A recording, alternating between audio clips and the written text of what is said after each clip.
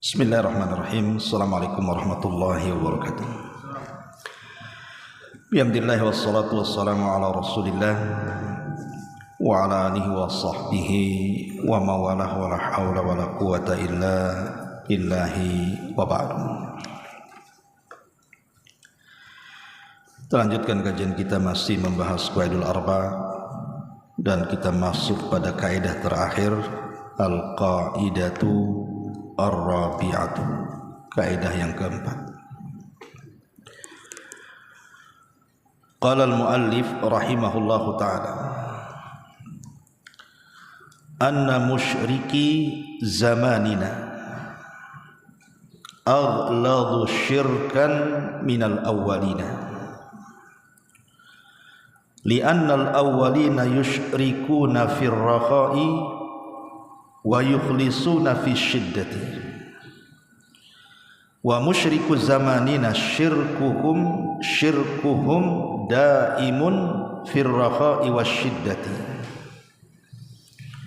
Wa dalilu qauluhu ta'ala, fa idza rakibu fil fulki da'aw Allah mukhlishina lahuddin falamma najjahum ilal barri idza hum yusyrikun.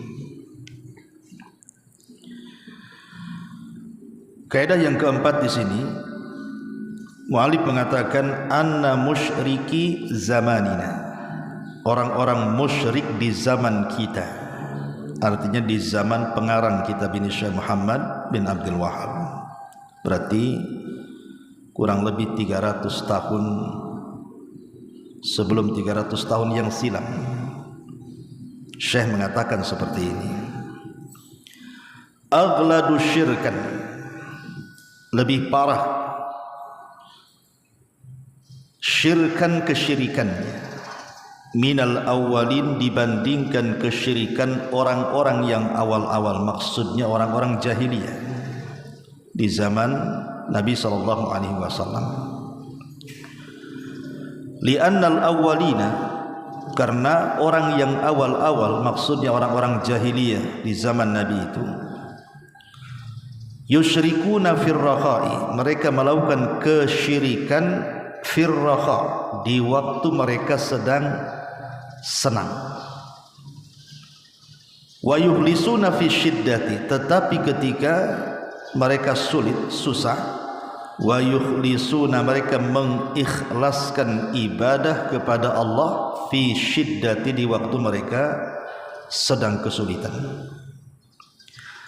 Wa musyriku zamanina, adapun orang-orang musyrik di zaman kita, maksudnya di zaman pengarang, syirkuhum, kesyirikan mereka, daimun, terus menerus, fir rakha'i wasyiddati, baik dalam kondisi senang ataupun dalam kondisi sulit. Wa dalilu qauluhu ta'ala, adapun dalilnya firman Allah Azza wa Jalla, surah Al-Ankabut ayat 65, fa idza raqibu fil fulki, fa idza, apabila, raqibu, mereka mengendarai, fil fulki, dengan perahu di tengah lautan,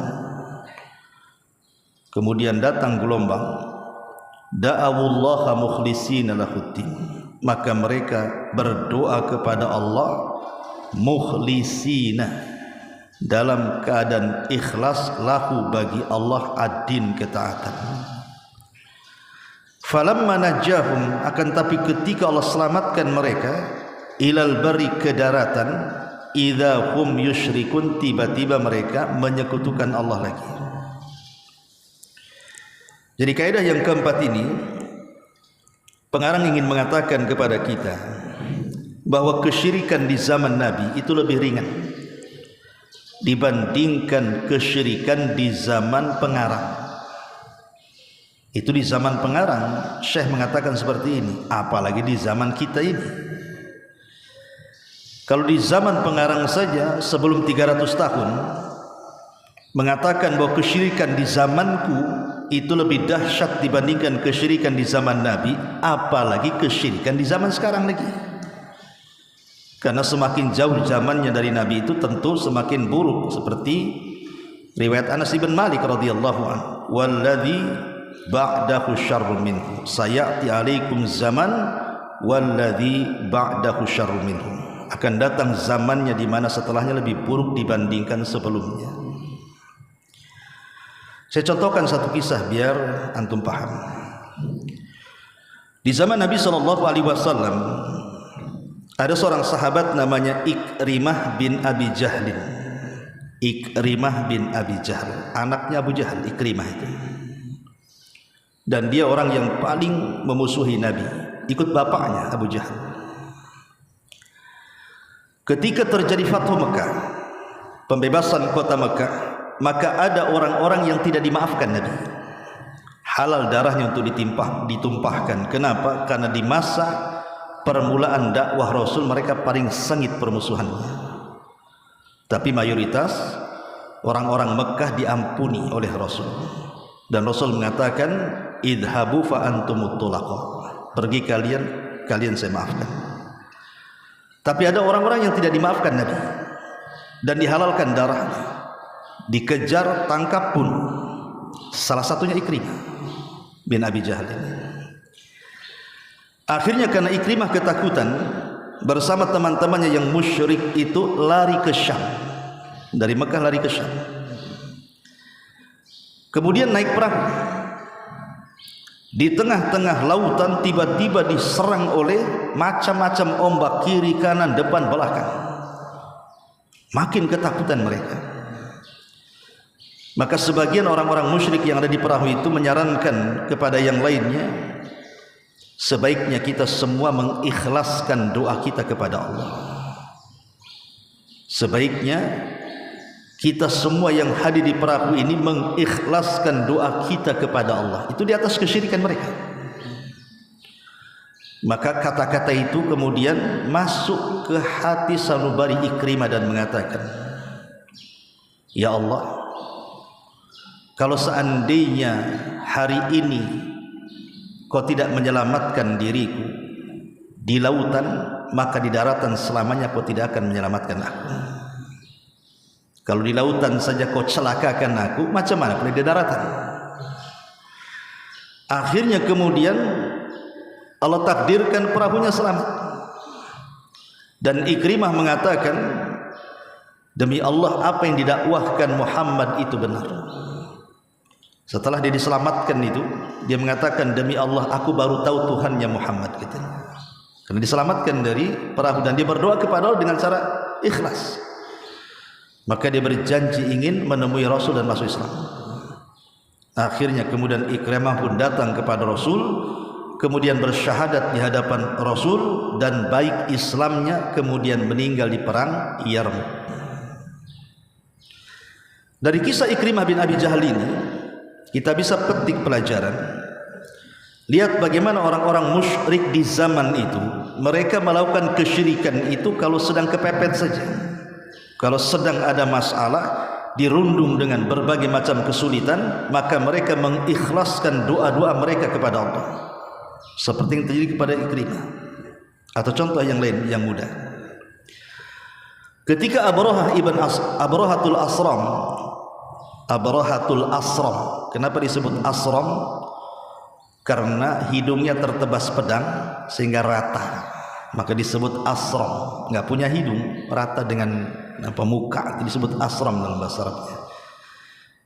Abraha al-Asram, ketika dia membawa pasukan gajah dari Yaman untuk merobohkan Ka'bah itu, sesampainya di Mekah dia berkata, siapa pemimpin kalian? Maka orang-orang mengatakan Abdul Muttalib, kakeknya Nabi. Kata Abraha, temukan dia denganku. Ketika Abraha berada di atas gajah itu, datanglah Abdul Muttalib. Abdul Muttalib ini dia punya wajah beda sendiri. Dia ada haibah di wajahnya, ada karisma di wajahnya. Jadi setiap yang melihat Abdul Muttalib itu segan. Sehingga karena segannya Abraha itu, dia sampai turun dari gajah kemudian ngampar di padang pasir. Karena masing-masing tidak paham bahasa, maka pakai penerjemah. Jadi seolah-olah Abraha ingin mengatakan kepada Abdul Muttalib, bagaimana sikapmu terhadap Ka'bah yang kami akan hancurkan. Tapi Abdul Muttalib tidak mempedulikan keinginan Abraha. karena dia fokus kepada 200 unta yang dicuri oleh anak buahnya Abraha. Dia mengatakan, ya Abraha, saya tidak peduli dengan Ka'bah, saya peduli dengan untaku, katanya. Mana untaku, kembalikan, katanya. Ketawalah Abraha yang tadinya dia menghargai Abdul Muttalib, hilang penghargaannya. Kenapa? Saya mau menghancurkan Tuhan Ka'bah. Kenapa kau sibuk ngurus unta, katanya. Kemudian Abdul Muttalib memberikan jawaban yang ditulis oleh tinta emas dan dicatat dalam sejarah. Ya Abraha, adapun Ka'bah lahu rabbun yahmi, dia punya Rabb yang akan melindungi. Adapun unta-unta ini, fa ana rabbul ibil, saya pemiliknya. Ngapain saya urus Ka'bah, katanya. Ka'bah itu ada Tuhan sendiri yang melindunginya. Adapun unta yang kau curi itu aku pemiliknya. Syahidnya adalah Abu Talib kemudian pergi. Sebelum pergi, dia masuk ke dalam Ka'bah. Disitulah dia berdoa dengan ikhlas kepada Allah. Padahal di sekitar Ka'bah itu banyak berhala. Tidak ada satupun yang dimintai pertolongan berhala-berhala. Padahal di situ ada Hubal, berhala terbesar kan di Ka'bah itu di zaman itu sebelum dihancurkan, dan 350 berhala yang bertengger yang dihancurkan Khalid bin Walid itu. Tidak ada Abdul Muttalib menyembah itu. Justru dia menengadahkan tangannya kepada Allah, minta pertolongan. Selepas itu dia keluar, kemudian meminta penduduk sekitar untuk menjauh. Lihat. Inilah kenapa Syekh mengatakan di sini bahwa kesyirikan di zaman itu lebih ringan dibandingkan kesyirikan di zaman diriku, apalagi di zaman sekarang. Karena kesyirikan di zaman itu hanya terjadi ketika mereka kesulitan saja. Adapun ketika mereka bersenang ria, baru mereka datang ke berhala-berhala mereka, memuji-muji berhala mereka, dan begitu seterusnya. Tapi kata beliau, kesyirikan di zamanku parah, katanya. Baik senang, sulit, tetap datang ke kuburan wali fulan, wali alan, kemudian meminta bantuan kepada mereka dan pertolongan.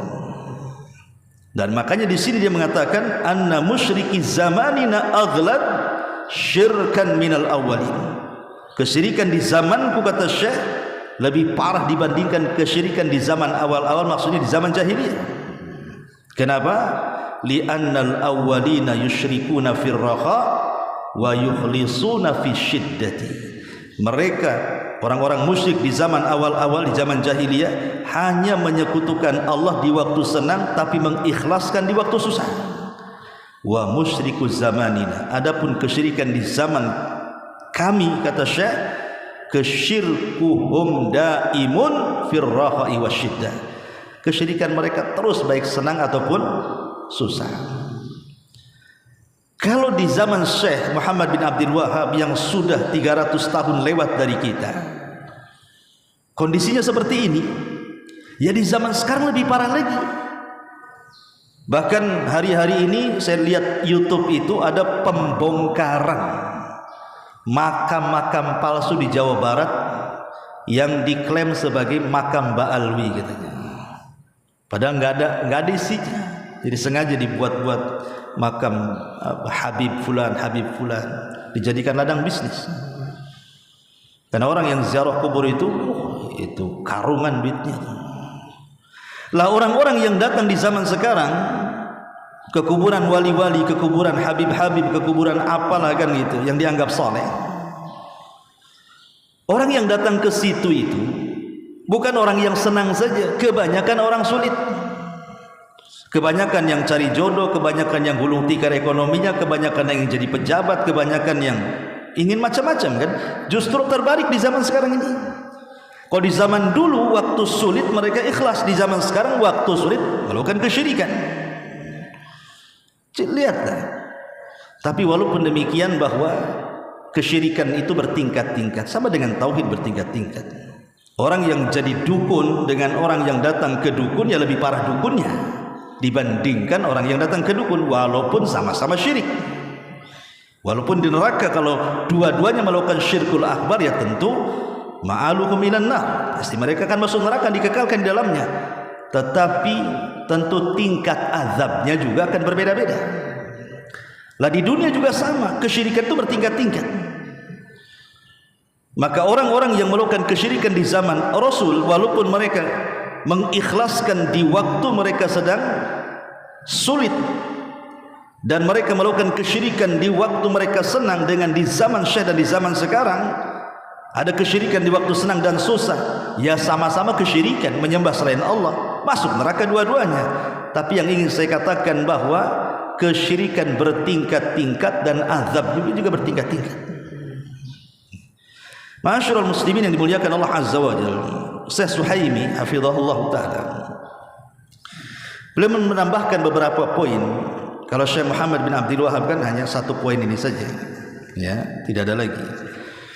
Beliau menambahkan beberapa poin, di antaranya bahwa kesyirikan di zaman dulu, jadi orang-orang yang disembah itu jelas-jelas orangnya soleh. Kalau kita melihat sejarah kesyirikannya, sejarah kesyirikan terjadi di zaman siapa? Nabi Nuh. Di zaman Nabi Nuh itu ada keluarga yang disebut dengan keluarga Wud namanya. Keluarga Wud, Al-Quran mengatakan Wad. Wud, Wad, Wud itu dia artinya cinta, karena memang dicintai. La tadarunna waddan wala suwa'an wala yaghutsa wa ya'uqa wa nasra. Dalam surah Nuh disebutkan itu berhala-berhala itu. Keluarga Wud ini keluarga orang saleh, hidup di zaman fatrah, artinya nabi sebelumnya sudah meninggal, nabi yang akan datang belum hadir. Itulah keluarga yang menjadi rujukan di zaman itu. Semua belajar kepada keluarga Wud dan anak-anaknya. Tapi setelah Hud meninggal dunia, maka digantikan oleh anaknya Yaghus. Yaghus meninggal, digantikan anaknya yang lain, Ya'uq, Nasr, ya. Dan begitu seterusnya. Ketika mereka semua meninggal dunia, datang setan kepada generasi pertama. Kenapa kalian tidak buat patung supaya nostalgia dengan kebaikan mereka? Jadi kalau kalian melihat patungnya Wad, Yaghus, Ya'uq, Nasr dan begitu seterusnya, kalian terangsang melakukan ibadah. Akhirnya mereka membuat patung, tapi diletakkan di tempat-tempat khusus. Jadi kalau ingin melihat berhala-berhala mereka, ya datang ke tempat itu, kemudian terkenanglah kebaikan mereka. Akhirnya mereka terangsang melakukan kebaikan. Generasi pertama pembuat patung ini tidak ada kesyirikan, tapi begitulah khutuwati syaitan, langkah-langkah syaitan. Generasi kedua didatangi lagi iblis dan mengatakan, kenapa kalian jauh-jauh datang kemari? Kenapa tidak memproduksi saja patung itu banyak-banyak? Ya, disuruh memproduksi. Jadi kalian tidak usah datang kemari, produksi banyak-banyak, letakkan di rumah-rumah kalian. Kalian tinggal lihat saja patung itu. Generasi kedua belum ada kesyirikan. Generasi ketiga datang iblis dan mengatakan, aku hidup di zaman bapak dan kakek kalian. Kalian tahu apa yang mereka perbuat dengan patung-patung dan kenapa mereka buat patung? Mereka membuat itu dalam rangka mendekatkan kepada Allah lewat patung-patung itu sedekat-dekatnya. Jadi syirkun fit tawassul itu di zaman dulu, menjadikan berhala itu sebagai tawassul, mendekatkan diri kepada Allah. Tapi di zaman sekarang tidak. Orang yang datang ke kuburan wali itu, ya ada yang bertawassul, tapi ada juga yang meyakini kuburan itu yang mendatangkan manfaat dan mencegah madarat. Memang zatnya kuburan itu. Bahwa wali fulan, saya sudah ziarah ke fulan, masya Allah usaha saya meningkat, saya dapat jodoh dan begitu seterusnya. Akhirnya kemudian dia menafikan Allah, kemudian hanya menasabkan keuntungan dan kerugian itu kepada kuburan. Lah ini lebih parah. Kalau zaman dulu kan dijadikan wasilah saja. Sekarang tidak ada wasilah-wasilah lagi, kuburannya yang disembah, naudzubillah. Ini yang kedua. Yang ketiga, kata Syekh Suhaimi, dia mengatakan bahwa di zaman dulu yang disembah itu memang berhala-berhala. Kalau itu orang soleh, betul-betul soleh. Seperti Lata, Uzza, Manat itu kan dulunya orang-orang soleh. Lata itu ada dua bacaan, ada dibaca Lata pakai tasdid, ada Lata. Ada yang mengatakan Lata tanpa tasdid itu dari Lata Yalutu. artinya mengadon, membuat tepung, kemudian membuat roti, nanti rotinya dibagi-bagikan jemaah haji. Orang baik Lata ya Lut, artinya dia orang soleh dulunya, karena kesolehannya terkenal. Kemudian belakangan oleh orang-orang jahiliyah dipelopori oleh Amr ibn Luhai. Kita tahu yang merubah agama kesyirikan di Mekah itu siapa? Amr ibn Luhai. Di zaman suku Jurhum, sukunya istri Ismail, itu tidak ada kesyirikan. Terjadinya kesyirikan itu setelah tumbangnya Jurhum, kemudian Khuza'ah berkuasa. Maka ketika Khuza'ah berkuasa, Jurhum lekas-lekas menimbun Zam-Zam supaya tidak dikuasai Khuza'ah. Akhirnya Zam-Zam hilang dan baru diketemukan di zaman Abdul Muthalib. Lah di zaman suku Jurhum itu ada pemimpin mereka namanya Amr ibn Luhai. Amr ibn Luhai inilah yang kemudian dia ke Syam, safar, entah dagang entah apa. Tiba-tiba di Syam dia mampir di sebuah desa. Di situ banyak berhala dan orang-orangnya penyembah berhala, sementara Syam terkenal biladul anbiya. Disangkanya itu agama yang benar. Maka diterangkanlah ini berhala fungsinya ini berhala sampai kepada Hubal. Menunjuk kepada Hubal, yang ini maksudnya Hubal, ini bisa menurunkan hujan katanya. Jadi Amr ibn Luhai terpikir di Mekah ini kan gersang, butuh air. Maka dia mengatakan, bagaimana kalau yang Hubal ini saya bawa ke Mekah katanya. Sejak itulah maka ditenggerkan berhala pertama di dalam Ka'bah namanya Hubal. Dengan berjalannya waktu banyak berhala-berhala, ada Lata, ada Uzza, ada Manat, ada Saif, ada Nailah, macam-macam berhala. Maka mereka pun menjadi jahiliyah karena terhapus agama Ibrahim, beralih ke kesyirikan. Maka Rasul mengatakan apa? Ra'aitu Amr ibn Luhai fin nari yajurru am'a'ah. Aku melihat Amr ibn Luhai di neraka, terburai ususnya dan disiksa habis-habisan, li'annahu awwal man ghayyara dina Ibrahim, karena dia yang pertama merubah agama Ibrahim. Yang ingin saya katakan, kata saya Suhaimi adalah, lihat bagaimana orang dulu itu menyembah betul-betul ketika hidup dan sebelum diberhalakan itu mereka orang soleh. Tapi di zaman sekarang kita tidak tahu kuburan-kuburan wali-wali itu apakah semasa hidupnya soleh, apa semasa hidupnya toleh, tidak tahu. Apakah dia baik semasa hidupnya ataukah dia fasik, apakah dia ahli bid'ah atau ahli sunnah, apakah dia orang-orang yang ketika di dunia ahli maksiat. Yang jelas di zaman sekarang nggak peduli, ada kuburan disembah. Makanya dikatakan di sini kesyirikan di zaman sekarang lebih parah dibandingkan kesyirikan di zaman dulu. Bahkan di zaman dulu tidak ada pemahaman hululiyah. Di zaman Nabi, sejahiliyah-jahiliyahnya orang jahiliyah, tidak ada pemahaman hululiyah. Apa hululiyah itu? Manunggale kaulo Gusti. Jadi Allah itulah yang kemudian menyatu dengan manusia sehingga tidak dibedakan ana anta ana. Gitu.